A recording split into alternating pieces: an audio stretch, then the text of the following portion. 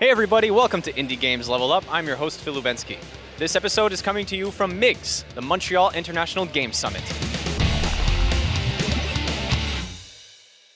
Are you ready? Have you tried it before?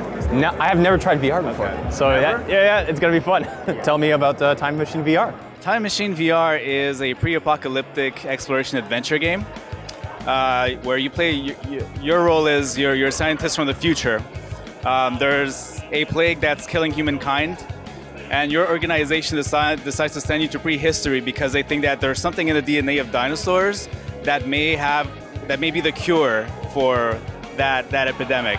So basically, time travel, dinosaurs, VR, all mashed in together. A lot of the heads from the company, they came from a AAA background. They're people from the 70s. So they grew up with, the late 80s, 90s fantasies about what VR could be. At that time, VR wasn't really, hardware-wise, it wasn't advanced enough to deliver on its promises. So when, the new generation of VR came around, it was an instant wet dream. They were like, what can we do with VR right now that could be really awesome? So, we went back to a lot of the old stuff that we had seen back in the 90s, like, Jurassic Park and a lot of the movies about time travel. And it was like, this would be cool to put this together. What is innovative about this VR system and how to make it different from a regular video game? Well, for developers who've never done VR before, I think the first thing is for them to really do their homework. As game developers, we get used to in conventional game development that don't necessarily work in VR. In normal game development, we usually resort to cutscenes to explain certain parts of the plot, things like that. If you go to cutscenes repeatedly in VR, it can induce in discomfort. If you jump in VR and your body's not following physically, that induces discomfort. One of the things we learned personally is, let's say we work a lot with dinosaurs. When you work in 2D on a regular screen and you create a plesiosaurus, for instance, it has a certain size and your character has a certain size as well.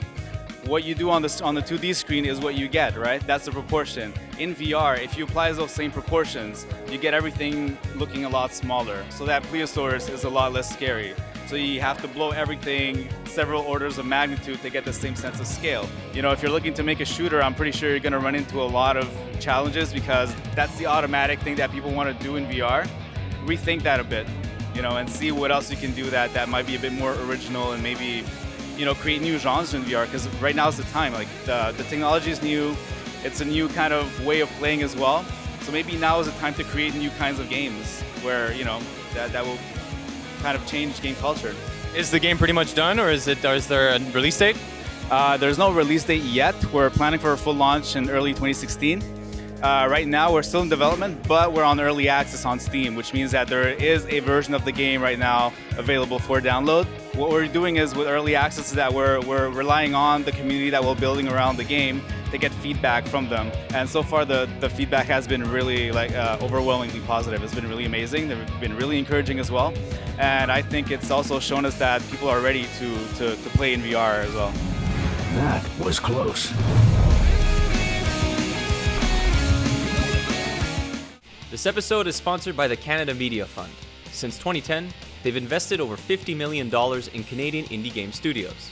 Indie Games Level Up is produced by Handmade. Handmade creates video game trailers, commercials, and this web series. This episode is sponsored by the Montreal International Game Summit.